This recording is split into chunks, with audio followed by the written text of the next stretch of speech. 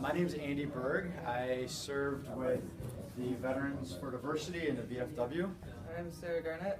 I'm a senior and I worked with RAD, stands for Recreational Activities for the Developmentally Disabled.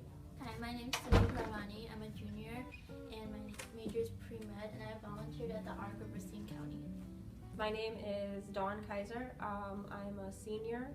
My majors are psychology and sociology, and I did my service hours at HALO, which stands for Homeless Assistance Leadership Organization.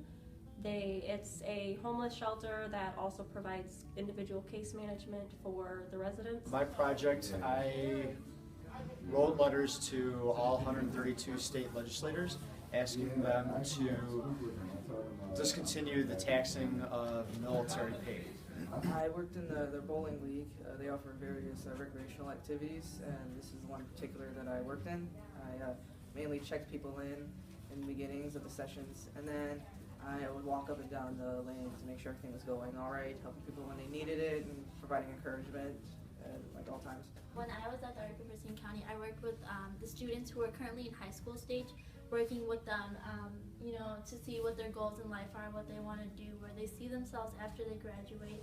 So I was basically an advocate just so they wouldn't have to rely on other aides, so they could stand on their own feet and be more independent. I worked on the men's side of the shelter at their intake desk. I did a lot of clerical work, answering phones and making copies and things like that, taking donations. I also got to sit in on the house meetings every other week, which was really interesting. This issue is important for me because I've been in the military for 15 years and I understand what an extra $1,000 or $1,500 can do for my family, and therefore I wanted to try to do the same for other military families. My older sister, Sean, has a developmental disability, and I felt a strong connection to their cause when I looked them up on my own. When I saw what they were doing, I really wanted to be involved, mainly because of my sister. This helped tie my major because my major is to go into pre-med and to become a doctor in the future. And this way it was more patient care hours for me, so it helped me work with special needs.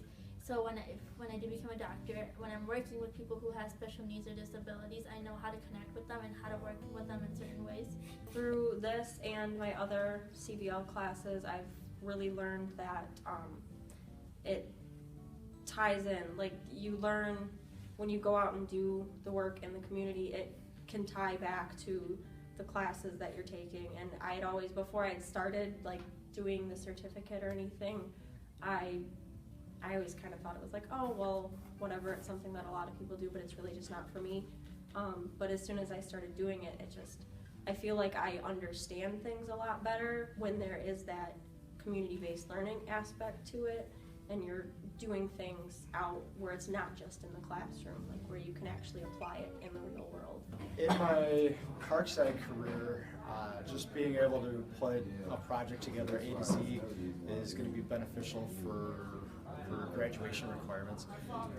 Also, from my professional aspect, I want to get into politics, so being involved with current legislators now and finding out the political process is going to be very beneficial to myself. Engage more in the community. I actually got my job hooked up with the director of RAD, so they'll be collaborating in the future. Because of this, I am joining AmeriCorps, so I am going to be spending another year with them, working more in depth and doing volunteer recruitment, data work, and working with other organizations. And I'm also getting a scholarship for it, which will help me continue my education.